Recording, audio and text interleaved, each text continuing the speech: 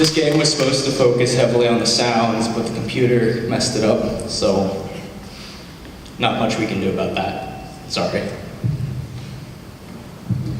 What was, so like the game resets periodically, and there's a timer that was running out. Can you talk to me about your motivation there, or what the player is supposed to be experiencing? Yeah. So the reason why we had a timer was because while we wanted people to explore our house, we didn't want them to take too long to notice the things that weren't we couldn't bevel the edges, so we set a timer so you'd explore for the test, but you wouldn't explore too much. So that's the timer. Why does the level reset? Oh. Like, what's going on? What do you mean by reset? So, I mean, like, you keep seeing you come back to this bedroom in front of the samurai sword, and there's like there's kind of this repetition, this recurringness, and I got that like the level changes, but like, why is that happening? Like, what is the player supposed to understand, or how is that supposed to shape the player experience? If I remember correctly, we put a calendar in the bedroom that's supposed to represent that days are changing, and it's different days throughout the week. And that's the reason why you always reset back to that one spot, is because it's the same spot on a different day. Who are you? Well, by finding clues around the house, you figure out that it says that there's only 3 people living here, but then you figure out there's actually a 4th person of a father, but you don't necessarily know what the father did. Like, the father could have, died of a disease or something, or the father did something nasty and ended up here inside of a purgatory-like state, and everything's repeating over and over and over, and the boy is kind of like a tormenting figure. So I ask those questions because it's not clear as a player what it was happening in these transitions. I think it would help maybe put that calendar front and center. Every time I respawn, it's like, oh, take a day further, because I wouldn't spend the time to go figure out how many check marks there are on the calendar and put that together. It should be like the very beginning. You're a poltergeist. Here's a calendar. You have a minute 30 at midnight every day to do whatever poltergeists do, right? Like, that should be really clear. That should be in my face. That's the premise of what's happening in this game. You had a really dense body of text for your tutorial.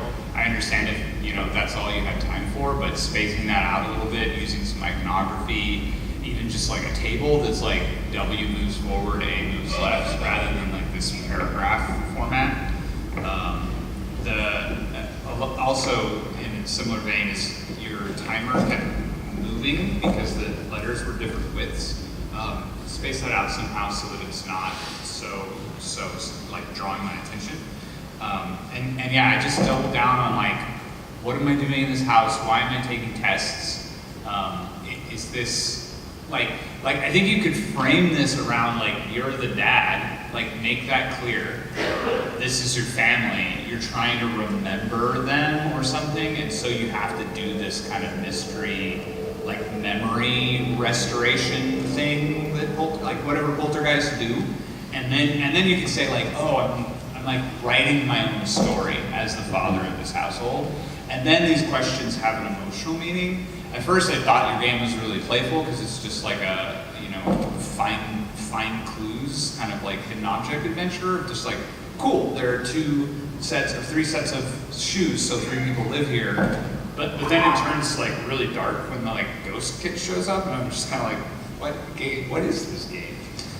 Go either one of those directions. Like, make it meaningful and rich, or make it a silly clues game.